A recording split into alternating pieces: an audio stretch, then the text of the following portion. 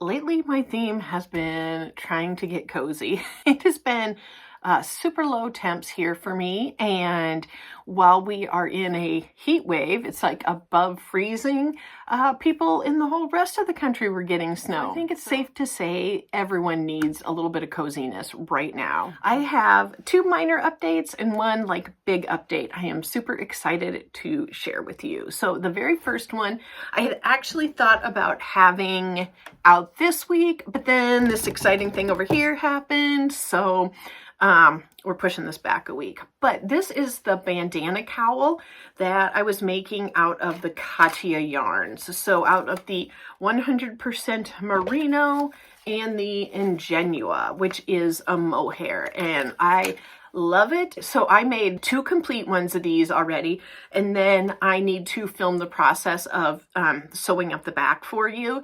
So that will definitely, I promise will be next week. I'll take this off here for a second. Get it over my ponytail. So yeah, it is a super simple bandana cowl, and this used about 200 yards. Well, it would be 200 with the mohair and the merino put together, if that makes sense. So yeah, it was right around 100 of each. And this is something totally customizable. It's super easy. You really don't even need to sew. You can crochet this. This is the back of it. You know, you can probably even just guess how this is made. It's so simple. But I gotta tell you, it is actually warm. I have worn these now to work pretty much all last week. And despite it being such like a loose fishnet type of pattern, I will say the merino and the mohair are definitely keeping me warm. So, because one day I had, was it Friday?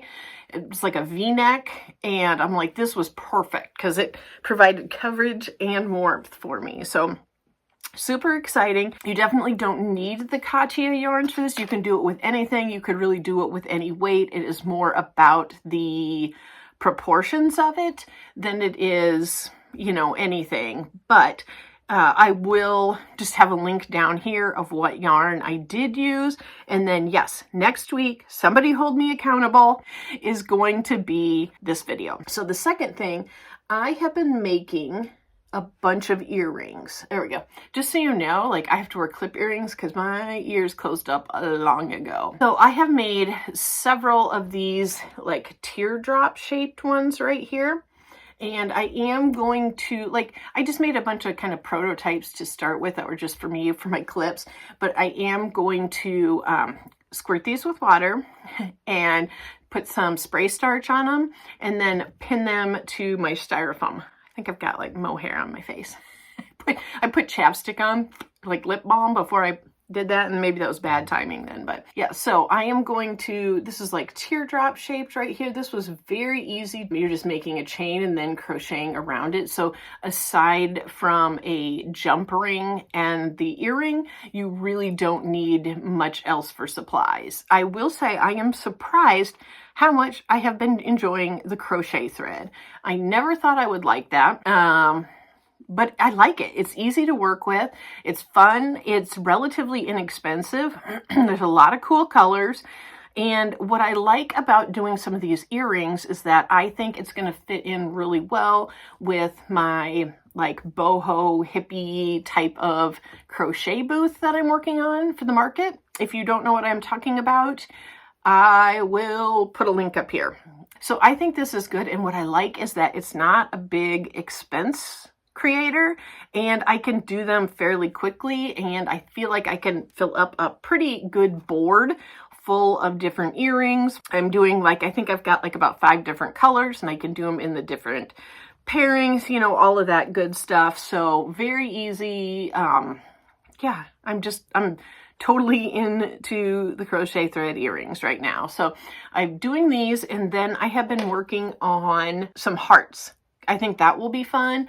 And I had originally planned on it being like my business debut locally at this market I'm creating in April, but I think I'm going to do like a pre-market, I don't know what you call it, debut, sneak peek, where I have made some really cute heart shapes. Now, I have not attached any of them to earrings. I just have little hearts all over my living room.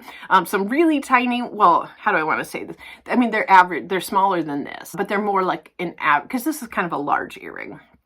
So it would be like a medium-sized earring, but I love big gaudy things. So I did also make a few big gaudy heart ones. So I'm very excited about that and some of the potential for that.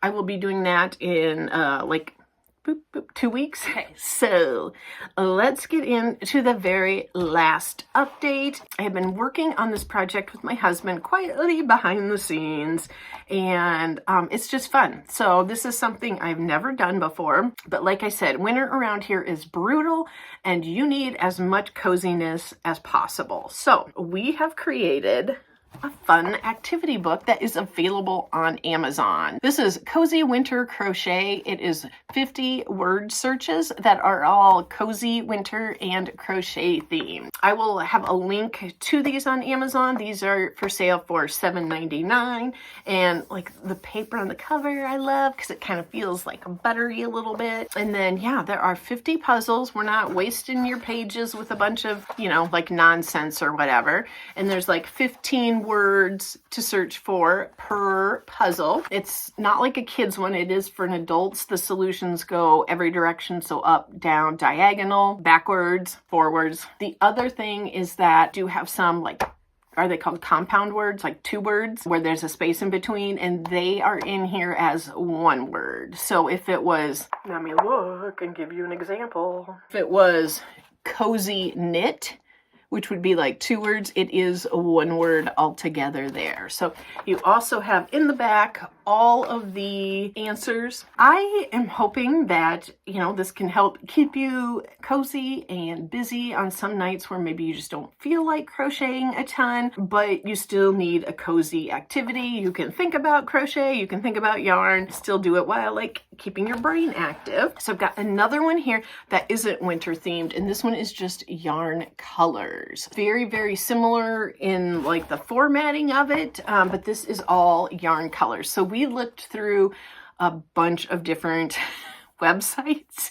Yeah, my husband had no idea there was so many yarn websites and like so many colors available. And, you know, some yarn companies are better at naming some of them than others. So this one took a little while, a little longer than the winter one, but it was fun. And again, words front, back, diagonally, up, down, compound words compressed into 1 word. And this is definitely like, I mean, it could be knit. I mean, this could be knit too, but could be knit as well. Like I said, not a lot of extra junk. We just go right into the puzzles here, and there are 50 of them again. This one is going to be probably just a smidge harder than this one, so just because some of the names are a little bit more like, where this has like a theme as far as winter, like, you know, some of these are yarn companies, you know how they name things. So this is fun. Again, I've got all the answers in the back for you. Again, it's got a nice cover. It's bound well. $7.99 on Amazon. So I'm really excited. We had never done a project like this before. We had never published a book before. Yeah, it's just very exciting to try out something new.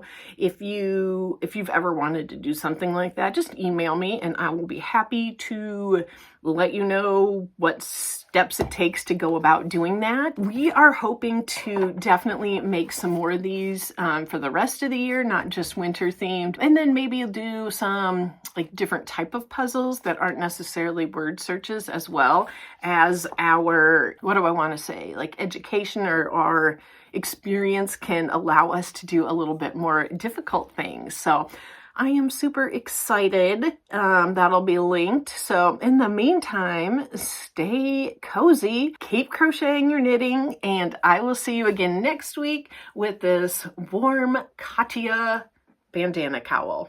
And thanks so much. Bye.